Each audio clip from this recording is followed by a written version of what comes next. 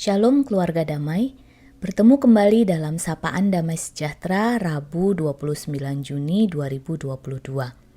Mari sebelum kita bersama-sama merenungkan firman Allah, kita siapkan hati dan pikiran kita bersatu di dalam doa. Bapa di surga, kami mengucap syukur untuk kasih-Mu di dalam kehidupan kami. Tuhan, kami rindu untuk terus belajar akan firman-Mu, agar kami terus bertumbuh dalam pengenalan akan Tuhan.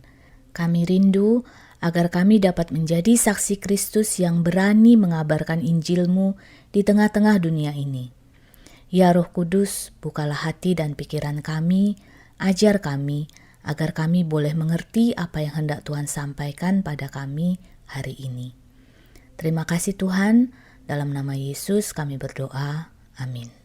Bapak Ibu Saudara yang terkasih, renungan kita hari ini kita dasarkan melalui firman Tuhan yang tertulis dalam Matius 10 ayat 16-25. Saya akan membacakannya bagi kita semua. Lihat, aku mengutus kamu seperti domba ke tengah-tengah serigala. Sebab itu hendaklah kamu cerdik seperti ular dan tulus seperti merpati. Tetapi waspadalah terhadap semua orang, karena ada yang akan menyerahkan kamu kepada majelis agama, dan mereka akan menyesah kamu di rumah ibadatnya. Dan karena aku, kamu akan digiring ke muka penguasa-penguasa dan raja-raja, sebagai suatu kesaksian bagi mereka dan bagi orang-orang yang tidak mengenal Allah. Apabila mereka menyerahkan kamu, janganlah kamu khawatir akan bagaimana dan akan apa yang harus kamu katakan, karena semuanya itu akan dikaruniakan kepadamu pada saat itu juga. Karena bukan kamu yang berkata-kata, melainkan Roh Bapamu.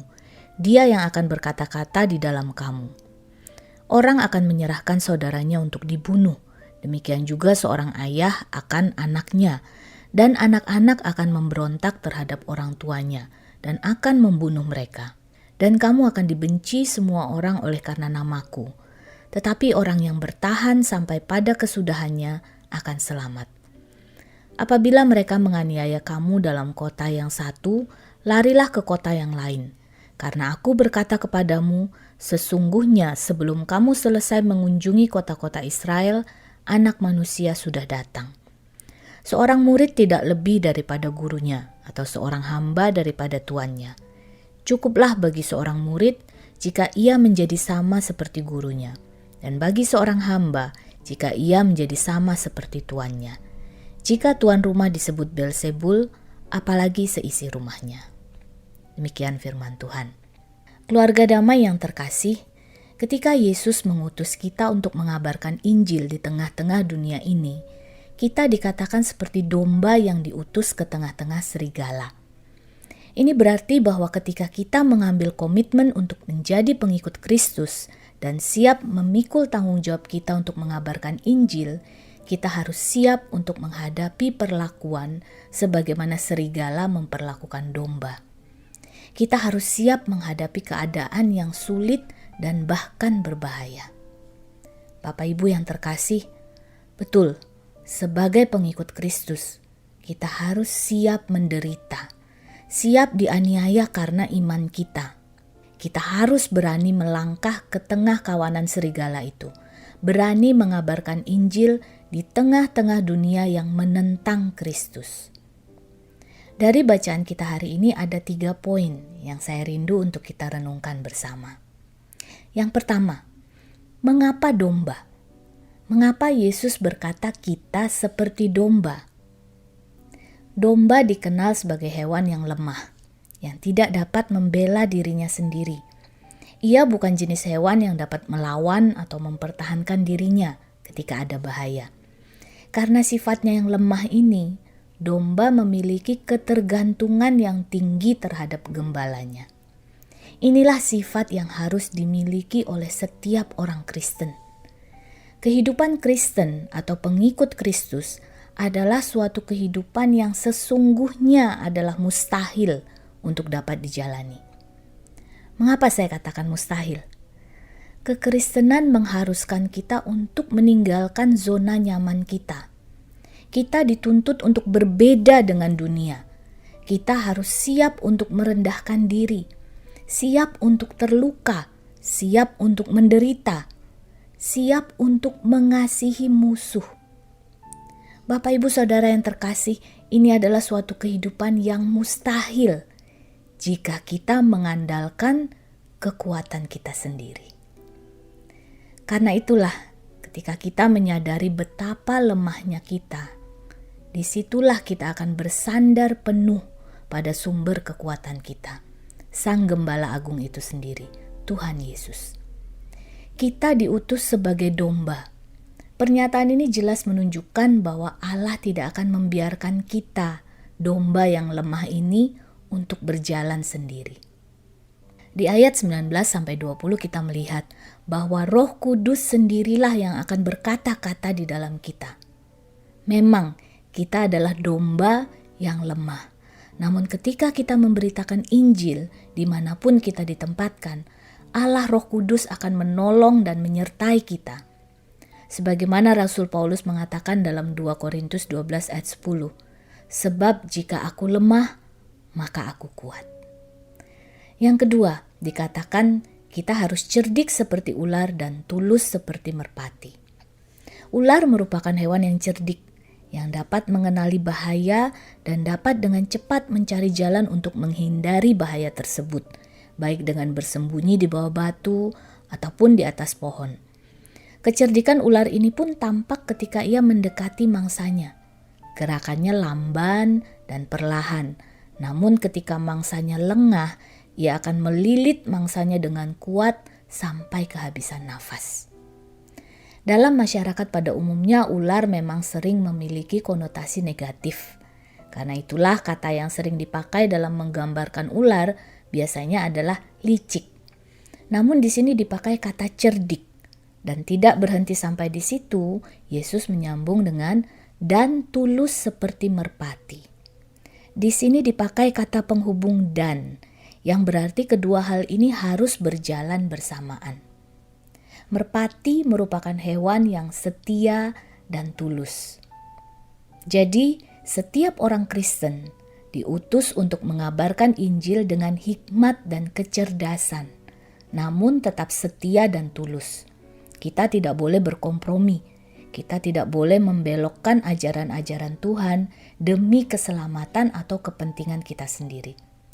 Kecerdikan ular dan ketulusan merpati. Inilah yang dapat membantu kita untuk tidak menjerumuskan diri ke dalam bahaya yang tidak perlu atau tidak semestinya. Di ayat ke-23 dikatakan, apabila mereka menganiaya kamu dalam kota yang satu, larilah ke kota yang lain. Karena aku berkata kepadamu, sesungguhnya sebelum kamu selesai mengunjungi kota-kota Israel, Anak Manusia sudah datang.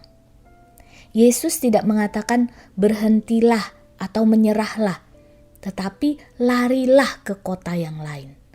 Artinya ada strategi yang harus kita jalankan ketika kita menghadapi bahaya atau aniaya.